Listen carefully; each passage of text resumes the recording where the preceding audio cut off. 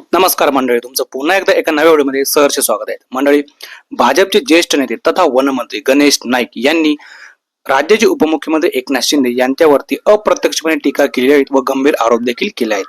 ते असे म्हणाले की नवी मुंबईतील जे भूखंड आहेत ते बिल्डरांच्या घशात घालण्याचे काम एकनाथ शिंदे यांनी केलेले आहेत. त्यामुळे ते जे भूखंड आहेत ते लवकर लवकर परत करावे अशी मागणी देखील त्यांनी केली व पुढे ते असे देखील म्हणाले की मी गप्प बसण्यासाठी मंत्रिपद स्वीकारलेले नाहीत. त्यामुळे राजकीय वर्तुळामध्ये या चर्चेना आता उधाण आलेले आहेत. त्यावरती शिवसेना शिंदे गटाचे खासदार श्रीकांत शिंदे यांनी गणेश नाईक यांना थेट आणि खुलं आवाहन देखील केलेलं आहे.